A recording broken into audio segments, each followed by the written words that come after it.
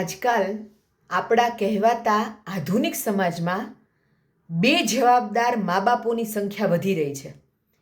આવા મા બાપો એવા મા બાપો છે જેમની પાસે ભગવાને ખૂબ પૈસા આપી દીધા છે, પણ એ પૈસાનો સાચો ઉપયોગ કરતા કેમ શીખવાડવો બાળકોને એ એમને પોતાને નથી આવડતું. એટલે પોતે તો બેજવાબદાર છે પેરેન્ટ્સ તરીકે કે માતા પિતા તરીકે, પણ બાળકોને પણ બેજવાબદાર બનાવે છે. અને એનું જ તાજું ઉદાહરણ છે ગઈકાલે દહેરાદૂનમાં થયેલો એક્સિડન્ટ. 5 છોકરાઓ અને 2 છોકરીઓ રાત્રે ધૂત થાય છે દારૂના નશામાં, બર્થડે પાર્ટી કરે છે દારૂ પીને, અને પછી લોંગ ડ્રાઈવ પર નીકળે છે અડધી રાત્રે. એમાંથી 2 બાળકોના તો મમ્મી પપ્પાને પણ ખબર નહોતી કે એમના છોકરાઓ ઘરમાં નથી.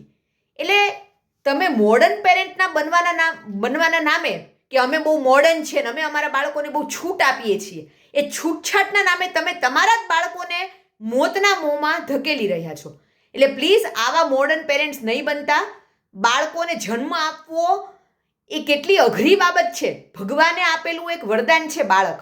એ બાળકને સાચવવું, જવાબદાર બનાવવું એ આપણી ફરજ છે મા બાપ તરીકે.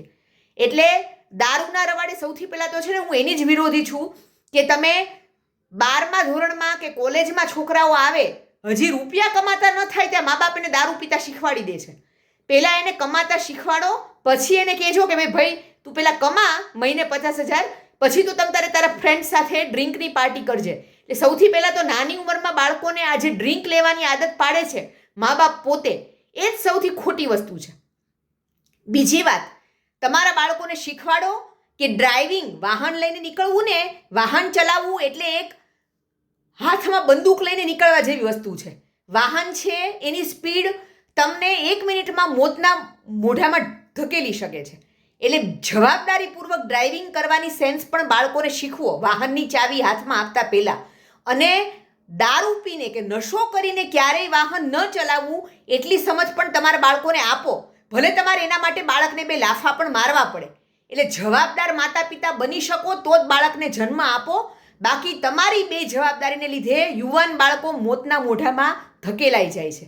એટલે આ બહુ દુઃખદ ઘટનાઓ છે અને આવા કિસ્સાઓ હમણાં ડ્રિંક અને ડ્રાઈવના બહુ વધી રહ્યા છે. હમણાં હજી 1 કે 2 મહિના પહેલાં જ ગુજરાતમાં 5 યુવાનો આવી રીતે સ્પીડ ડ્રાઇવિંગ કરવામાં ગુજરી ગયા. એટલે શું મા બાપો શું કરી રહ્યા છે? મને આ બધા ઇરિસ્પોન્સિબલ મા બાપોની કાંઈ મેન્ટાલિટી સમજાતી નથી. પણ પ્લીઝ જાગો, તમારા બાળકોને સાચી સમજણ આપો. પૈસાનો દેખાડો કરવામાં તમારા બાળકો મૃત્યુના મોઢામાં ધકેલાઈ જાય છે. પ્લીઝ.